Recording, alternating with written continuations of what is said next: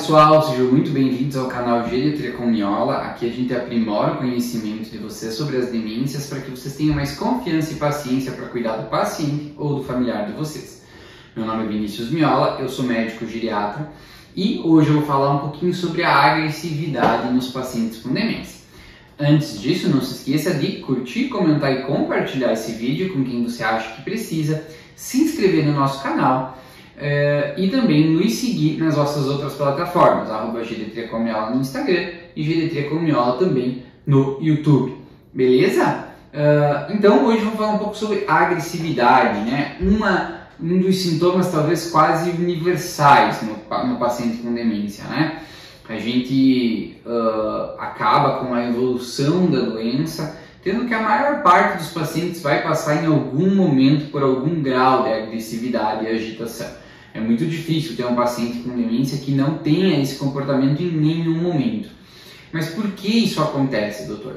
Bom, para isso a gente precisa lembrar da fisiopatologia da doença, das demências. E aqui eu vou utilizar a demência na doença de Alzheimer como um protótipo, mas você pode pensar nas outras só tocando o nome das proteínas que costumam acometer essas doenças, né?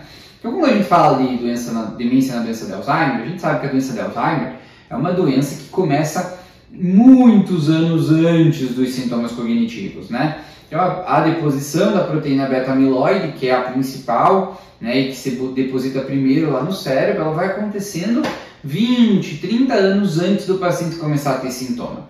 E aí eu vou tendo deposição de proteína beta-amiloide e depois eu vou tendo deposição de uma segunda proteína, que é a proteína tal fosforilada.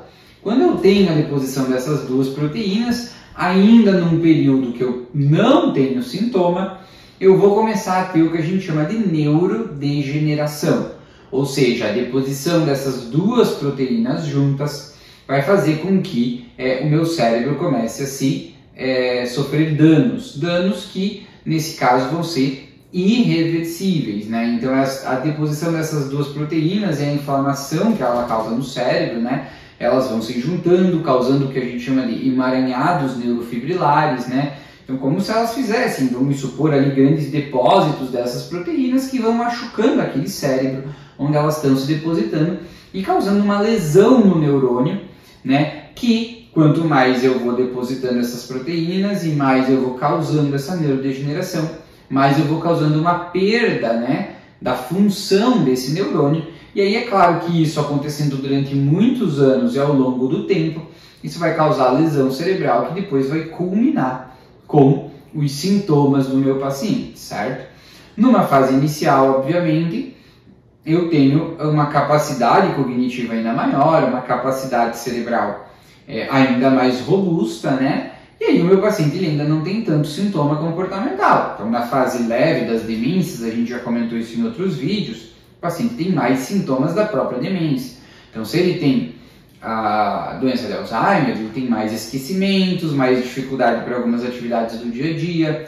Se ele tem uma demência frontotemporal, ele tem a questão comportamental, a desinibição, os sintomas compulsivos, né, que também a gente já fez vídeo aqui sobre os sintomas da demência frontotemporal. Se ele tem um Lewy, é mais um processo de desatenção, sonolência, flutuação da atenção, o parkinsonismo, a alucinação visual, que são sintomas clássicos da demência por Corpus de Lewy.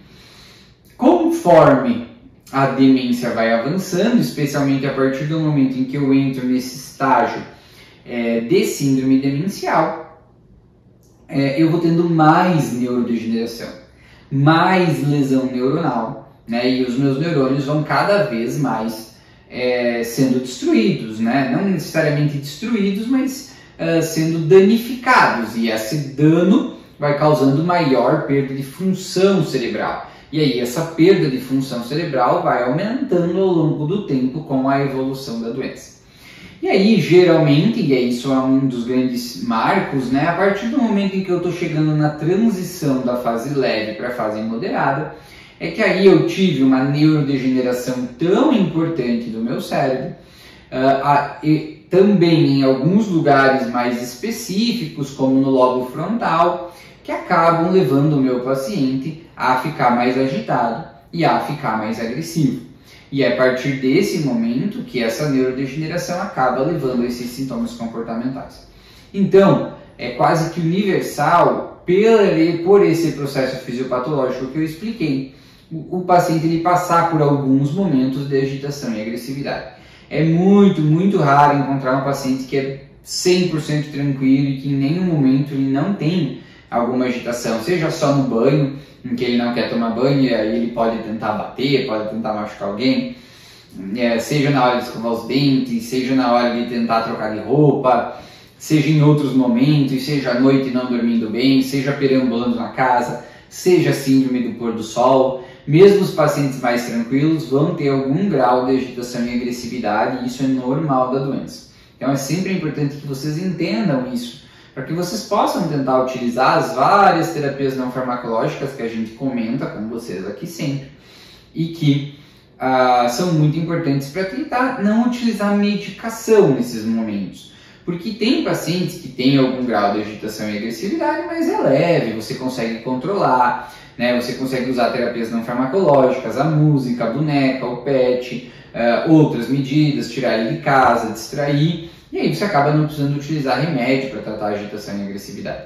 Mas alguns pacientes sim ficam muito agitados e muito agressivos. Isso tem a ver com esse grau de degeneração, mas também tem a ver com o histórico prévio do paciente, né, com a personalidade que ele tinha antes, com o fato dele ter ou não ter doenças prévias psiquiátricas, né? Então é claro que um paciente bipolar, um paciente que tinha um transtorno de personalidade, ele vai ter uma tendência a ter uma agitação e uma agressividade maior. Os homens comumente têm uma tendência a ter uma agitação e uma agressividade maior, né? Então a gente vai tentando fazer um manejo, né, desses sintomas, e claro, vai depender de cada paciente. Alguns pacientes ficam muito agitados e vão precisar de medicação, né, mas muitos pacientes eventualmente não precisam utilizar remédio e eles vão ter sim um bom controle dos sintomas, e a gente, sabendo o que está acontecendo, vai conseguir proporcionar para eles uma boa qualidade de vida, uma tranquilidade, sem utilizar nenhum remédio, que muitas vezes pode ser prejudicial, especialmente os antipsicóticos, que a gente já falou aqui outras vezes.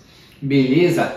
Então, essa é a mensagem de hoje. Queria que vocês, isso é muito importante que vocês entendam, porque isso vai acontecer com o paciente de vocês, e vocês precisam estar preparados para esses momentos, sempre lembrando das terapias não farmacológicas que a gente institui.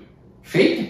Por hoje é só. Queria dizer para vocês lembrarem, pedir, né, para que vocês se inscrevam no nosso canal, curtam, comentam e compartilhem o nosso vídeo, se inscrevam também no nosso Instagram, Geriatria com Miola, e no TikTok, Geriatria com Miola. Até o próximo, tchau, tchau!